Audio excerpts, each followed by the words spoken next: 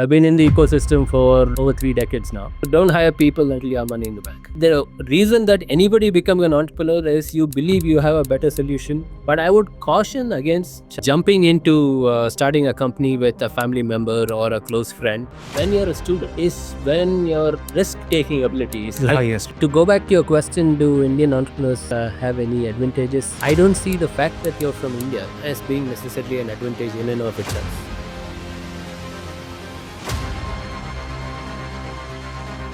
A quick way to introduce myself is I've been in the ecosystem for over 3 decades now.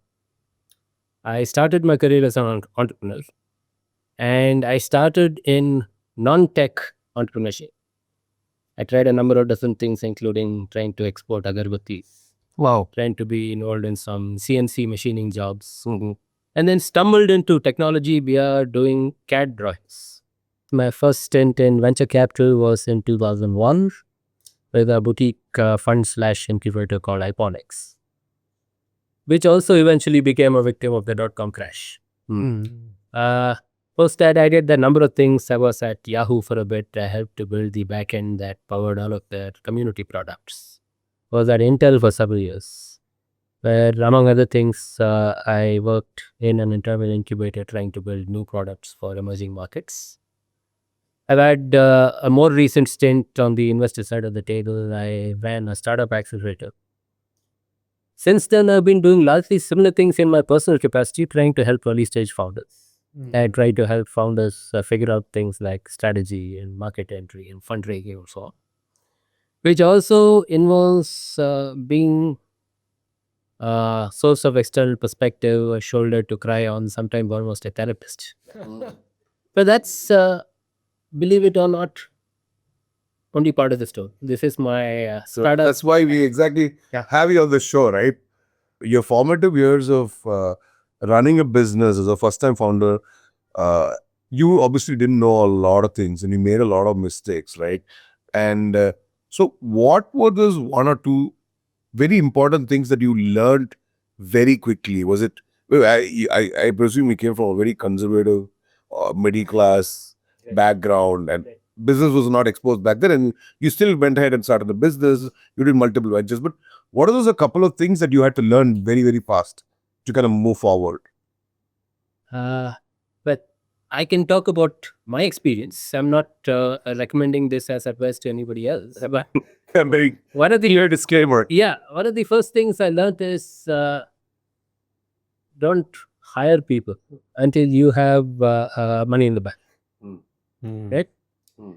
Because the biggest source of stress and the biggest source of stress for most of the entrepreneurs that I interact with on a daily basis is how to make payroll. Employee salaries. How to pay that. So don't hire people until you have money in the bank. And don't even become an entrepreneur till you have your first customer. I mean, it's very, very basic thing. But I see a lot of fresh grads who jump into the startup world. And that's great because that's when your risk-taking ability is maximum. But that doesn't take away from the fact that you need to do your homework. So don't jump in till you have your first customer. And don't hire people till you have money. I guess these are the two very, very basic things that I learned. Interesting. And how do you get your first customer before you start a company? Any thoughts on that? But really, the reason that anybody becomes an entrepreneur is you believe you have a better solution than what's out there in the market. Exactly. Because otherwise, why are you an entrepreneur? So if we were to backtrack along that hypothesis, it is that you have identified a problem and you've identified a solution, which you believe is better in some way. Maybe it's cheaper. Maybe it is doing something that hasn't been done before. But you have to believe that it is better in some way. Because otherwise you have no business being an entrepreneur. Right. So that's really the first thing you need to do. And once you've solved a problem, the natural question is whose problem are you solving? And are they willing to pay for it? So this is the homework that I believe it makes sense to do before pulling the trigger. Whether you're a student or whether you're in a salaried job or whether you're unemployed. Right. All of these things are nice to say, They don't necessarily apply out in the real world, but I'd still say it's good to do these things. Is sales a very big part of becoming a founder and being an entrepreneur? Did you naturally get into it, adapt into it? Yes, of course, it's a very important part. Part of what I mean by saying don't become an entrepreneur till you have your first customer is obviously you made your first sale. But the big danger is you make your first sale and you think that your second or your 10th or your 50th sale will be exactly similar to that. It typically is not. So and that is something, I guess, if you're a first time entrepreneur, you've got to get these scars and figure it out. Because if you don't figure it out, you will shut down, which is okay. Right? But you need to, in the ideal case, know how to repeatably sell your product or whatever your offering is. But to a first time entrepreneur, saying that have a repeatable sales process is not necessarily advice that is realistic. You got to figure it out. I hope you at least have your first customer before you pull the trigger. And I hope that your next 25 customers are sufficiently similar to that first customer that you can use that same process to sell. One question I get from a lot of founders is, especially young people or people who have worked for 4-5 years, how do I find a co-founder? And I always tell them that, listen, it's very difficult to find a co-founder in some online forum or something. You have to know that person for a longer time, maybe worked with him or her before, or your school friend, college friend, to have it, because it's like getting married. So do you get this question? I get this question, and I may have a slightly different point of view than what you just stated. Because there are two basic things you need to look at. One is what we like to call the complementarity of skills. Right. So in order to get an idea from the idea to prototype to building to shipping to selling to onboarding the customer and repeating the cycles, it requires some set of skills. Right. Now, all of these set of skills are typically not present in one founder. Exactly. So typically you need to build a founding team that has all of these skills, and ideally those skills should complement each other. That's one set of things you need to look at. Yeah, other set of things is personal chemistry, right? Why? Are you likely to want to work with these people for an extended period of time? And the complementarity of skills is easy to put on a spreadsheet. This is not. Right. And that this part I agree with you, which is that you need to figure it out over time. But I would caution against jumping into starting a company with a family member or a close friend until both of you have had a similar to a marriage kind of conversation. I would caution you against marrying someone without having this conversation also, because you need to figure out what your big triggers, both positive and negative, are. And then figure out if you can spend a lifetime being either married to this person or working with this person. Right. Otherwise, you're running the risk of blowing up this other relationship.